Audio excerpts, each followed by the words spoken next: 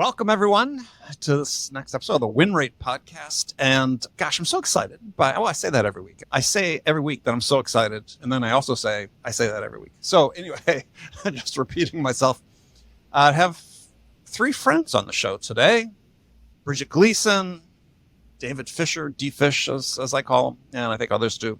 And Jen Allen, who I have to add the Knuth on now, right? So it's actually Knuth. Oh, Knuth.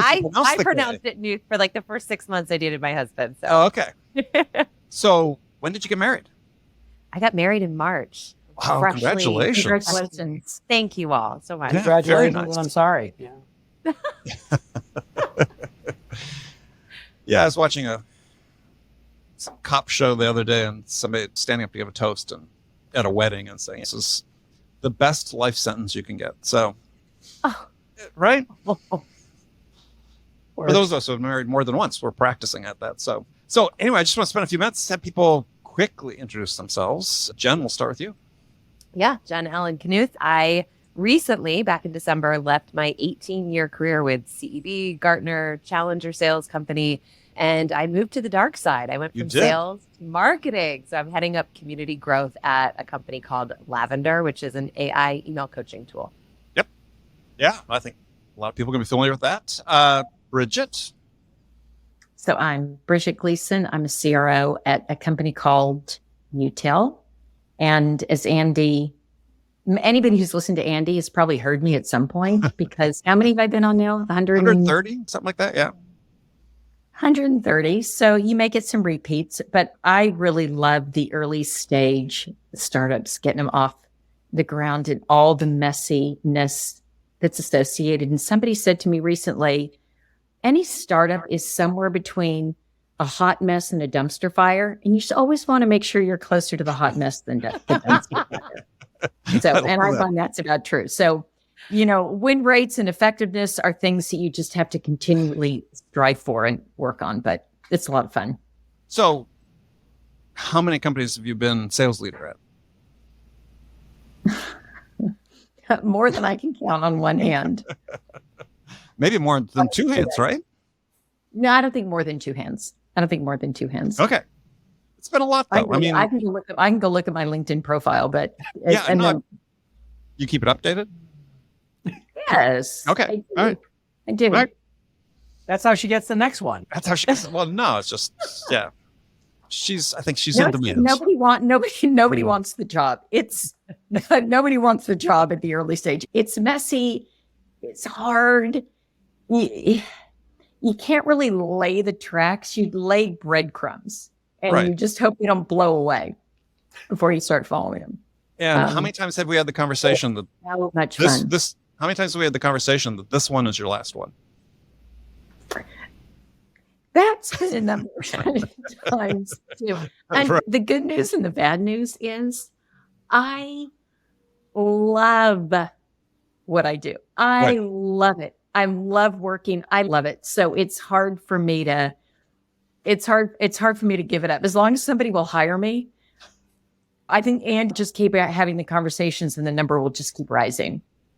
Well, it's a similar conversation that I have with my wife about retirement as well, which has been going on for a long time. She doesn't want to retire, does she? Well, I'm not encouraging her to. She just keeps talking about, I've had it. It's like, oh, okay. No, I know. We say that. Yeah, I know. That. Right. But we don't really mean it. We don't really mean it. When we mean it, we'll just do it. Right. All right, we'll David. Just do it. Your turn. I'm up. Yeah, David Fisher, and all my friends call me D-Fish, is a nickname I picked up while playing in a band for many years. And if you're listening in today, you're my friend, so feel free to call me D-Fish. For 17 years, I ran a sales consultancy called Rockstar Consulting, coaching, training, developing sales programs. I wrote 12 books, was on many podcasts, including some with Andy, where we just philosophized about sales and the ups and downs of the profession.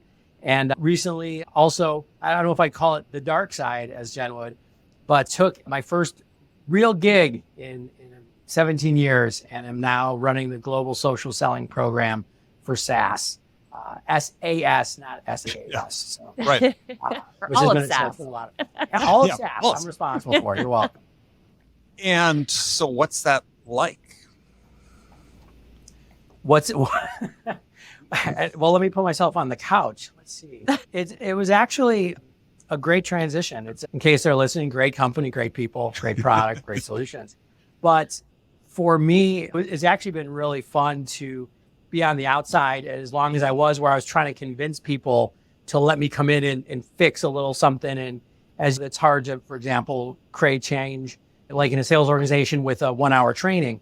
And so it's kind of been nice being in a place where they're like, okay, we hired you, make some changes, and having the mandate to do that. So we're hopefully not on the dumpster fire end of things with our sales program there, but we're doing all right. Not a startup. Yeah, definitely. We're not a startup. I don't think you could, you can't consider so. Yeah. After 50 years, they don't get to be a, You can't claim that anymore.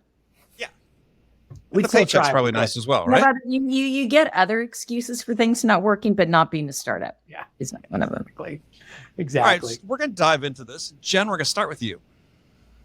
So, because you said you've been on both sides. You're 18 years, Gartner, CEB, advising companies of all sizes, but I would say more sort of down funnel than top of funnel, perhaps. And then now you're specifically working more top of company, at least that's focused on top of funnel. So, we read the stats, and obviously part of the motivation with this podcast is to address this issue of sales effectiveness and win rates. And we see all sorts of data points about, certainly the falling quota attainment, falling win rates over the years. So is one of the issues, I just wonder that if you're in an environment, we've certainly seen this in SaaS with sort of low win rates across the board in many of the companies, is the issue that there's just too many sales leads? And people talk about not enough leads, but I would contend that if your win rates are 20% or 25%, quantity of leads is not the problem. Maybe you have too many. It's an interesting take on it that I candidly had not thought of. I think for me, and this is my first time actually working in SaaS, right? So I sold to SaaS at Challenger. Now that I'm in it, Right. Bridget, your comment about dumpster fire, hot mess, like I feel that every day. To me, it's more of an issue of what we do with the leads. So one of the things as I've gotten closer into the SaaS space that I've noticed is we're still really tightly holding on to the show and tell motion. Mm-hmm. And I can't say that I fault people for it, right? It worked really well in 2021 when everybody had money to spend and things were shiny new objects. But I think as we've seen the market shift, the show and tell motion feels like we're getting great signals. Like people lean in and say, that's really cool. That would be better than what we're doing. That's interesting. And I think it gives these false signs of confidence. But when I look at it, right, you get this volume of leads. Like leads are not a problem at our company right now. We've got a really high volume, a really good spot for that. But even within our own business, sometimes I worry that because people get so excited about the technology and the tool, we match that excitement, right? And we fail to step back and say, maybe I need to understand a little bit better. Is this a true buyer? Is this someone who has enough pain to necessitate making a change and going through the hardships of buying? And so for me, it's less about the number of leads and it's more about what we're doing when we have them and some of the mistakes that we're holding on to from years where we were just running around in better conditions. So are you creating more rigorous acceptance criteria? I wouldn't say we're creating more rigorous acceptance criteria. Like one of the interesting things we're doing here is we're not doing any MQLs. And I'm not saying like that makes sense for every business, but if all of our content is ungated, because when someone comes in, we want it to be because they've truly raised their hand and said, I want to take a closer look at this. Even still, though, you get people who are just curiosity shoppers and they're like, I've seen you everywhere and I just want to take a poke around. So I think part of what we are still trying to figure out is interrupting that a bit to make sure that because we have one AE right now, we need to hire for more, but we've got one, how he spends his time is of utmost importance to our business. And so we've still got to think through a different way of fixing that. So what do you experience in that regard, Bridget? Well, first of all, I want to ask, Andy. Yeah. In all the time I've known you, Yes. okay, here it comes. I've never heard you say that the trend is going up. Is the trend ever up, or are we just like spiraling downward to eventually there will be no win rates, like there will be zero? Because I never heard you say go up. It's always going down. Well, in for what the data points we have out there, admittedly in sales, our data points are not as good as they should be. But, for instance, the authors of the book Strikingly Different Selling, part of the Franklin Covey organization, commissioned a study of win rates. I think it was a third party did, I think it was 4,500 companies they surveyed around the world, multiple industry segments, and average win rate on contract value is 100K and higher, which, again, I contend 100K is fairly modest size contract these days, 17%. So Is that bad? you tell me. See, I don't think we know. Right? I mean, just statistics. Like, we've made a lot of assumptions with organizations that, like, our win rate should be 45%. I mean, you have actually had the conversations, not with me, but with others, about how quotas are actually determined, right? So if you're saying that we're not hitting quota, you basically picked an arbitrary number based on often how much revenue the company has been tasked with creating. And by the way, I don't know, 17% might be abysmal, but I would almost challenge other people to tell me why it's not. Like, I think we just take these numbers as facts of faith in the industry. Well, but let's look at it, though. I think it's a great question to push back on this is, if you're an AE and you win, let's say, 1 out of 5 of your most qualified opportunities in a period, is that good? What makes it good? What makes a qualified opportunity? I mean, I'm. It's somebody that goes to shells. What the difference between somebody that goes to a. You're calculating somebody that goes to an opportunity that goes to a close, right? So if you're working 10 opportunities in a period, 10 close, you lose 8, 2 you win. I would say that's. I don't know what you guys think. I say that would be low. Then at that point, if you're taking somebody through an entire process, if you have not winnowed out, how you want to call it, disqualified through discovery, like if you're going to take somebody down to the altar and only 2 of them want to marry you at that point, you're probably doing something wrong. Yeah, I think so much of it does depend. I don't think we have a standard way that we measure. We don't have standard criteria around what gets accepted and what is considered qualified. That can be very different. And sometimes AEs are pushed to convert something to a qualified lead based on criteria that they may or may not believe is qualified. So that's why I asked Jen that question. Excuse me? I'm sorry. That's why I asked Jen that question about acceptance criteria, because So that's a really good one. The one that I typically look at, and I've always, except for one time in a very technical sale, is by the time when I get to a trial or a POC or whatever, if I let somebody through that gate, then I need at least 80% that are going to convert. That you're going to win. Yeah. Yeah. But I push that. That's the number I focus on because a lot happens here. There's a lot. Sometimes I'll let stuff in and I'll allow it to be qualified because I'm in early stage. Sure. Okay. Hotness to dumpster fire. There's a lot I need to learn. And the only way we learn them is we have conversations. And I know I'm not going to win a lot of them, but I need the conversations. I need the information. I need to understand how things are changing. I need to understand the edge cases to inform. So at different points in time, I will loosen criteria or tighten it, depending on what I'm trying to achieve at that particular time. So I don't worry so much about the early, but if we're starting to take, when you get to that POC or trial, it's got to be 80% or don't let them through that gate. That I feel. And I think the other, we touched on it a little bit. And again, because I've been in technical sales, there's a technical win and there's a business win. And people get enamored with the technical and you can have an amazing product and you can get the technical win, not enough pain to buy anything. And so it sits. And so the other thing I say is, you get the business win first, and then we'll worry about the technical win. You find out if there's a pain, then we'll go talk about how it's done. Don't do it the other way, because otherwise we waste a lot of time on science experiments. And I am not a science teacher. And I'm not in education, and I'm not an academic, and I don't like to educate for free. Right. In Jen, case anyone's confused. Well, Jen, you look like you had a comment. No, I think that's really fair. I think in a world where there is so much shiny objects, or there are so much shiny objects, I don't know that enough organizations, Bridget, are thinking the way that you are, which is we can make our pipelines look really fat and we can have green everywhere and say, look at all the interest. But if we are just doing all that work just so we can lose late, we're destroying productivity, right? So I would rather lose early, get sellers to seek out the business criteria, make sure that there's enough pain so that instead of doing demos for people that never buy, we can repurpose that time in our outbound efforts or somewhere, literally anywhere else that isn't just lighting time on fire.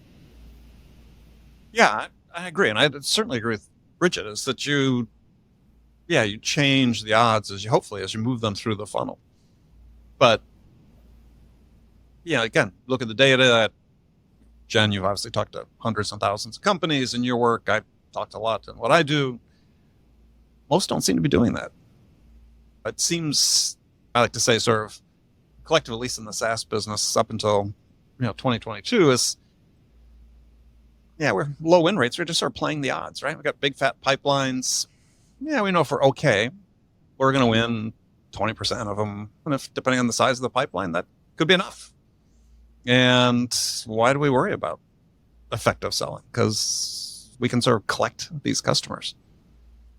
You know what else I don't like about, like, the win rate, whatever ineffective selling is, if we're not selling effectively, the sales rep that's involved in that is probably not giving the customer a very good experience.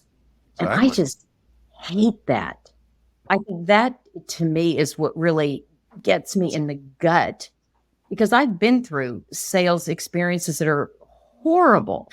And it's terrible. It's offensive. I get angry on the inside, and sometimes on the outside, but typically on the inside. But I don't want to put everybody's time is so precious. And I think we just owe it. It's a sign, for me, it's a sign of respect that you run a good process, and that if it's not a good fit, you screen them out early. Like, I think it's our obligation. And it's also just a sign of respect for the person you're working with on the other side. So if we want sales to be a profession that people want to be in and hold up, then we've got to make sure that our sellers are trained and encouraged to operate in that manner. Well, but isn't one of the, Jen's fist pumping, which you read my book, obviously. I agree with that.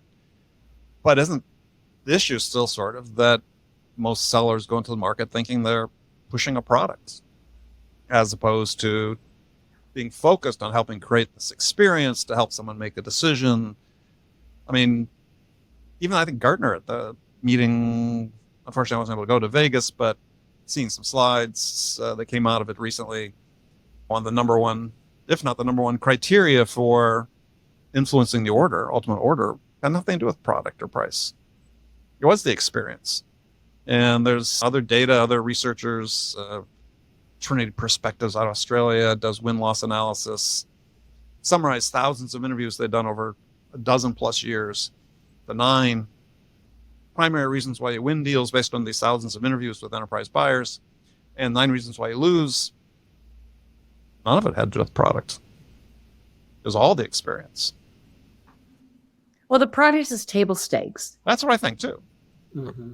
It's table stakes. Like, can you solve their problem and just make it a seamless experience for them as much as possible? Well, I think the idea of seamless experience, I mean, that's an interesting way to say it, because I don't think most organizations approach the customer experience from the customer's perspective, right? There's a lot of lip service for buyer-centric or customer-centric selling and marketing, but it's not. It's, hey, what works great for our sales organization? What's going to be the best sales process that they have one that we're going to implement? And then, hey, we're going to market it in whatever way we think we can get the most leads. Very rarely do people go, okay, what would a great customer experience from prospects through end customer, then what are the touch points? And I think one of the other things that really confounds the opportunity to do that is misalignment of incentives. And that kind of brings us all the way back to the beginning of our conversation. All what we're saying, it makes tons of sense, but a lot of times marketers are like, hey, I'm being tasked to hit a number of whether they're MQLs or however you want. Like, I just need to get that number. I don't care if they're garbage or not, right? And the sellers are going, hey, I'm lucky to get to 17% because I've got George Washington as the lead name here. So I don't think he's probably even real, but somehow that got passed through to me. Like, that's where I think how you create that alignment and then make that alignment actually in service to an end customer. It sounds great, and very few organizations actually put their money where their mouth is. So why? Go ahead. I mean, Jen, you can answer the question. Why? I know this is kind of a butthead thing to say, but I feel it's weak leadership, in my opinion. It is appeasing the dashboard instead of appeasing the buyer, right? If we look at everything that we've seen in terms of how customers want to buy and how they want to be sold to, I mean, I don't care if it's McKinsey or Gartner, whomever, everything is just saying, keep the seller so far away from me, because we have incentivized people to be a nuisance to buyers.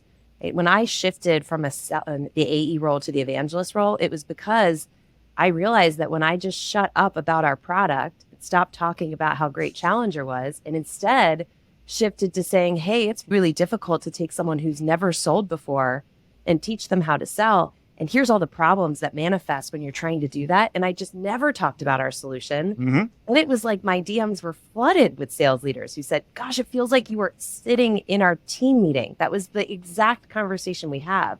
And so I think over time, as buyers have changed, I wish more organizations said, if you do the right things early, if you help buyers learn, you will get that first opportunity to help them buy. But you got to serve the first need before you start shoving your solution, your product down their neck. I just think there's a fear of, I mean, we see it everywhere, right? Like, there's a fear of change. If I stop talking about our solution, maybe people won't buy it. Maybe they will. Maybe they will, actually. Yeah, sorry, be surprised. Well, but that is such a huge issue, though, is how do we sort of address this pervasive culture in sales that it's all about the product? I mean, I've Dawn Dieter Schmeltz, who runs the undergraduate selling program at Kansas State University, which is one of the bigger programs, one of the first programs. And she was on the show, my previous podcast last year. And she was talking about her introduction to professional selling class for freshmen and sophomore, 18 years old, 19 years old, no exposure to sales. And she said, she's so struck, she said, is that when they did role plays, all the students in the seller role defaulted to being really salesy. And it's like, they have no exposure to this. Where does this come from? But then we just seem to not try to discourage it. There's almost consciously or unconsciously seem to support it going forward, to your point, Jen. How do we change that culture? Well, I think the culture is, it's beyond just the sales culture. How does an 18-year-old know how to do that? Because they've grown up with pop culture and depictions of what sales is. Yeah, I'm not talking about changing that. But I'm talking about... Right. But my point is, if we're going to change the culture, we have to acknowledge that's the bedrock. I actually think that one of the hardest things to drive this change is to fight the human instinct to want to see direct results. Right? Oh, good. I mean, I will be the one who says, I've got the gray hair. I started selling when I was making phone calls and on 3x5 cards, no caller ID, no email, none of that stuff. But it was really cool because I knew if I made 10 phone calls with what I was doing, I would set up one meeting. Like I literally, I don't know how it worked. I might make 30 and it was just the last 3, right? That the human brain is wired for that. And we like that. So to Jen, to your point, to tell somebody, I call it the Maverick effect, the beginning of the movie Maverick, where he says, I'm not going to win for the first hour playing poker. I'll let you win. And he then learns all their tells and he cleans up. Right. Like to tell not only a seller to do that, but then to tell the sales leader and the CRO, hey, we got to hire these people and then just give them some time. That's a really scary thing. I agree with Jen. It's a lack of strong leadership, but I think that's what we're fighting if we really look at the change management process. So you see that if we gave people more time when we were onboarding them in order to... More time doing the right things. Right? Yeah. And that's where I think that training piece comes in. It's not more time to make more calls. And Jen, you'll have strong opinions on this, but it's like, it's not more time to give them AI to figure out how to email the person 80 times as opposed to just 40, because that'll double your rates. No, I was talking about more time to become acclimated to a sales environment. So we bring young people into this. I mean, we all joined, or at least I did. I was 21, my first sales job. I didn't know anything about it, right? Yeah. But I was coming into the industry at a time when we didn't have this quote unquote 90-day pressure or whatever to onboard and get up to speed. And so we had managers that said, oh, everybody sort of develops at a different rate and we have a little patience. And yes, we did hire you. Do we expect you to perform within a certain period of time? But it wasn't 90 days. Well, I mean, Bridget look at said what it really happens. well. Oh, go ahead. Sorry. So I would say Bridget said it really well, where she's like, it's not the product case, it's the technical case, it's the business case. Yeah. And especially if you're going into an industry that has any level of complexity, just going, hey, you're brand new, you've been here 2 weeks. Do you understand the industry now? Can you make a compelling case to a CMO or a COO about why they should change? But that's kind of sometimes what it seems like we expect of people in sales. It's so rare that you see anything that isn't that, right? It's wild if we sit down and think, when I started sales, I didn't know what B2B meant. Right? The most basic of terms I didn't understand. And then I get immersed in product training, and then I go off and make 100 calls of what am I going to talk about? The thing that I'm confident on, which is my product. And then we beat sellers over the head and say, why are you talking about the product? In my opinion, I think it is the single most destructive thing ever. I had a manager that was so hard on me, but it was the best experience because I was not allowed to bring a deal to review unless I could tell him, what did that company sell? How did they sell it? And who did they sell it to? If I couldn't give him that, he said, you don't know enough about the customer to be even in a deal process. And that rigor was one of the single best things that helped me as a salesperson. I knew I wasn't going to be able to get away with skimming by on that. And I just don't know that we apply that much rigor to the customer. We apply it to, what does our product do? Yeah. How does our product do it? Why is it better than everybody else? Yeah, I had that with a manager. There was those questions plus, how does the customer make money? Yes. So that was his key question. So how do they make money? Yeah, it's Pretty basic, but unknown by so many sellers. Right. It's they're in ed tech. I know they're in ed tech. How do they make money? What do they have to do in order? And it's just, you quickly realize the surface level understanding of the buyer, which explains why people talk about what they know. Yeah, we just sort of seem to be in this, it's like we recreate the wheel every time there's a new cohort of sellers coming into sales, right? It is. And we don't seem to be getting better at it. I mean, I read widely about management talk, and I think one of the great models where we could do it in sales is actually oftentimes in sports management, not the sports cliches. But, you look at sports that are really technically advanced in terms of the management techniques, like soccer is one. Everybody knows I'm a huge soccer fan. And you hear coaches say, well, you're investing a lot in bringing this new player onto the team. So what we do is we first help them become a better person before we start teaching them how to play soccer. Think about that. They got these hundreds of thousands, millions of dollars at stake. And they say, look, the first thing I do is just help this person become a better person first. And I think about it in the context of sales, we're talking about culture change and so on, is, we, again, bring all these younger people and newer people into the sales. We're going to say, we're going to throw you on the phone. These days, how much time do they ever spend on a phone growing up, right? I mean, they're so used to asynchronous messaging and so on. And it's like, we know, the Gartner data talked about it. Other win-loss analysis data talks about it. It's still important to be able to form a relationship with someone virtually, right? Do we spend any time coaching people on that?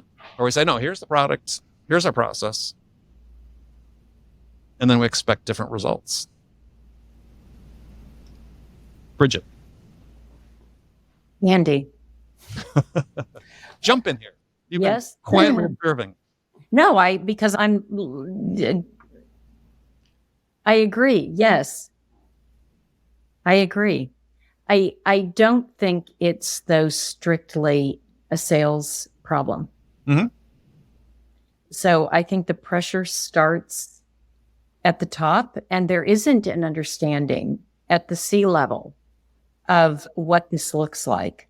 And so there's this push downward to show the spreadsheet and what there's just not an understanding there either. And I think there's an education that needs to happen there if we think anything systemically is really going to change.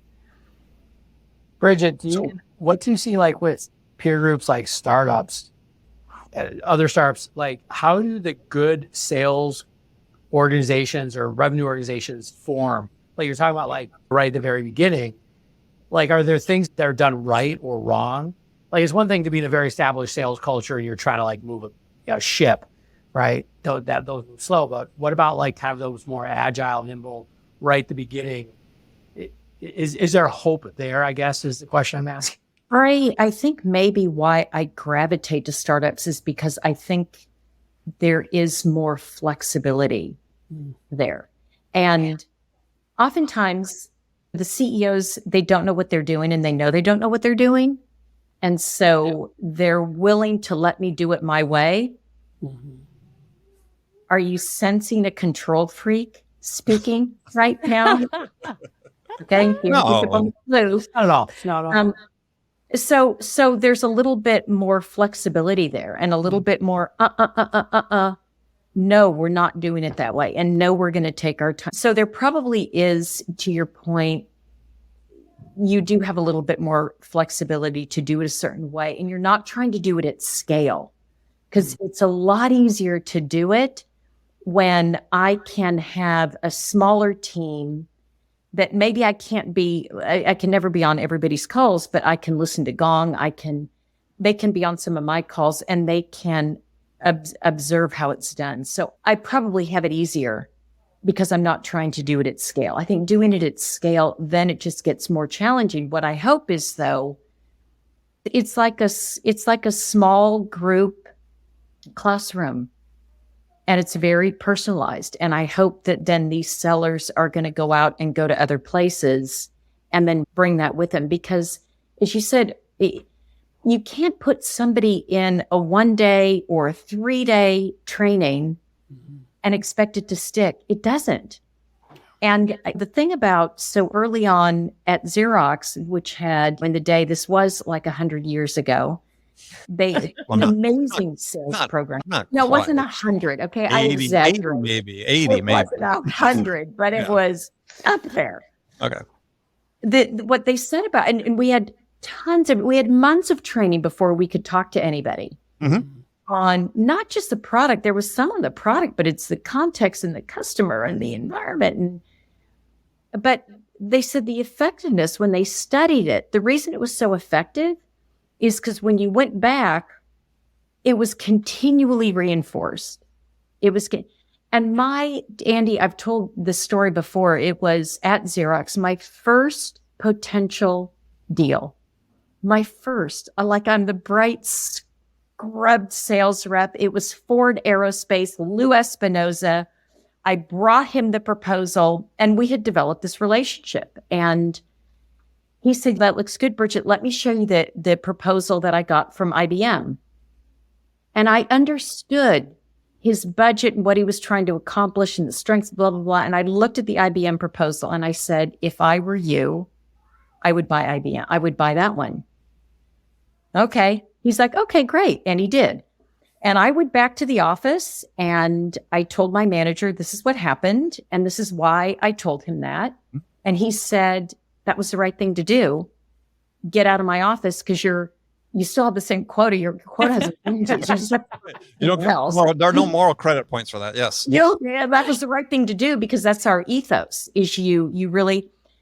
Ford Aerospace became my number one customer because anytime at Ford, when there was anything even remotely that I could respond to, he would say, "Call Bridget Gleason. She'll be honest. They were my biggest customer by far."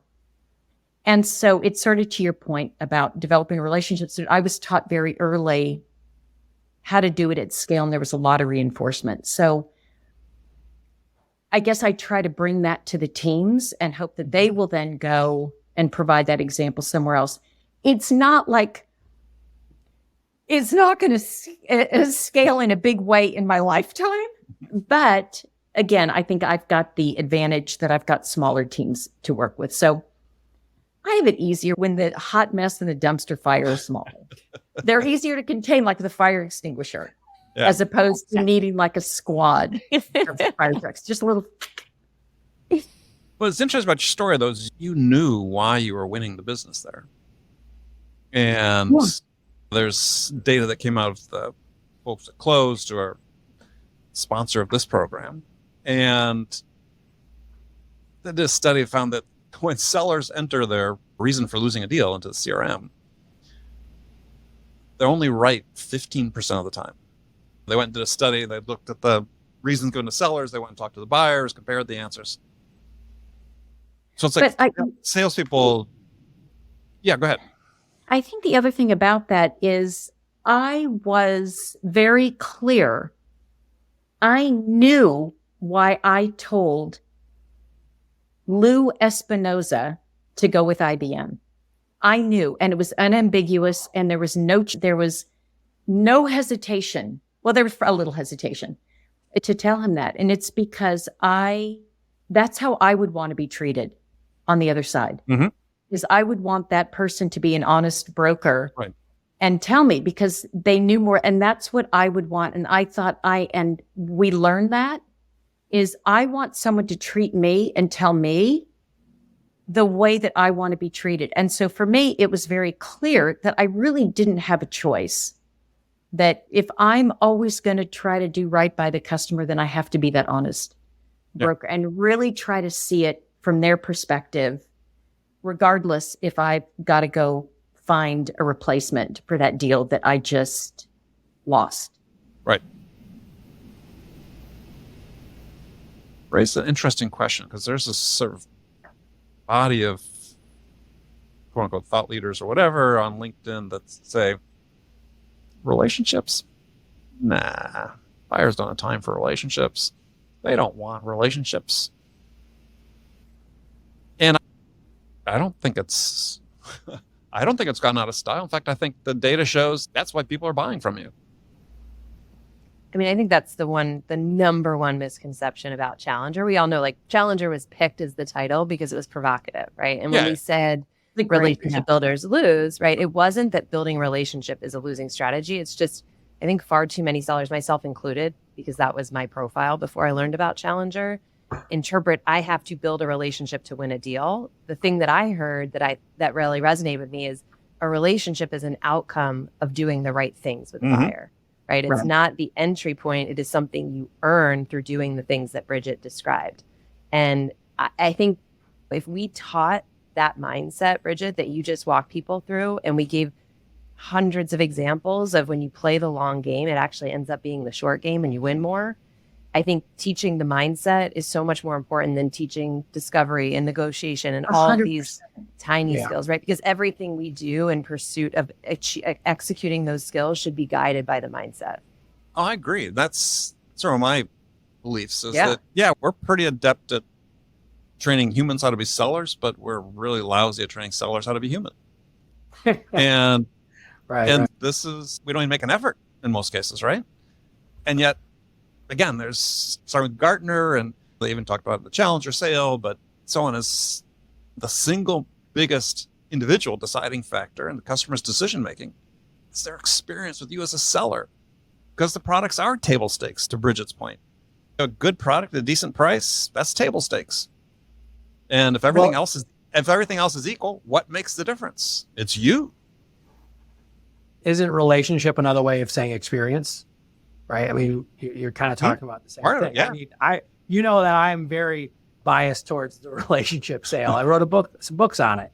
But the idea that I think the biggest mistake, and I know some of the LinkedIn thought leaders that you speak of, I think the mistake that gets made a lot is the difference between relationship and friendship. Like a lot of people hear, oh, I've got to be my buyer's best friend. And we go back to this old school idea, I'm going to take them out for a round of golf and we're going to have dinner together. By the way, there's still some sales roles where that level of relationship / friendship is critical. And that is actually a big piece of it. But for most of us, it's not that we have to be somebody's best friend. but they have to trust us, right? So again, that experience, and Bridget, you said it so well. It's like that buyer knew that you were going to tell him the truth in that moment, not be like, oh, don't pay attention to that part of you're like, yep, this is a better deal for you. I can see why you're going to do it. Because that person then knows you're going to tell them the truth the next time. If what you say is, hey, you should buy from me and here's why. I mean, I remember I got my start, not so glamorous. This was not Ford Aerostar. This was selling knives in people's kitchens. Cutco knives. Cutco. I love Cutco. I should go Me get my too. collection. Yeah, by the way, I'm right here. yeah, if you need any more, I still have my contract. I still sell here and there. They're amazing, Coming at you. right? Good. By the way, that's a case where the product does sell. So we don't get to cut pennies that much on our sales demos. But Those scissors are great. through circumstance or fortune, my manager kind of taught me the right way, kind of this idea of always, and it was transactional. I wasn't becoming best friends with people, but I always walked in going, take care of the customer. My close ratio was 91%. And I still remember that because it was really high. That's amazing. But sometimes it was just like one knife or like the pizza cutter. Like, You're expensive. They are. But I've had my set now steak since knife, the steak 1997, so they're cheap. I've had mine longer. I've had mine longer than that, I think. And I love my Cutco knives. Like I've got a lot of them. My sister sold This is them. now a commercial. Everybody message me. I will sell them to you. I'll get you a deal. They are fantastic. They are But fantastic. the sales point I'm making and the closing point was very much like I knew personally in my like I didn't sell stuff to somebody they didn't need because and I actually remember this husband, and I forget his name, but looked at me and he goes, are these really worth it? And I could look at him and say, yeah, like I've met people who've had these since 1951. That was my record. I met a woman at 1950. Yes. And he's like, cool. Wrote me a big check. But that's Bridget, wasn't that when you were 50 years old in 1951? Exactly. I thought I was negative 50 years old in 1951. I think. Yeah, I just color my hair so you don't see it. Yeah. Yep. But yeah, it's that trust piece. And imagine a sales onboarding process. I think an ideal one would be like our number one job from start to finish is to build trust with our customers. I like, not that I talk about it a lot, I like that the owner of SAS, SAS, not SAS, in our sales kickoff was like, we are in the business of trust. And you're like, oh, cool. That is a message I can get behind. That is not, I think, something that you hear from every sales organization and sales leader. So unfortunately not. No. All right. Well, unfortunately, we're sort of reached the end of time, but well, not time in that sense, but the end of our time here together. This is how I want to spend the moment before the apocalypse. We've reached the end of days. So much. Yeah, very apocalyptic here. I want to thank everyone for joining us. Jen, Bridget. I have a nickname for Bridget. Her nickname is Captain Fantastic. She was I mean, it's obvious why. obvious why now after she's been on the disappointed. show. And D-Fish, thank you. I look forward to having you guys come back at any time because we've got lots of good conversation ahead. So thank you.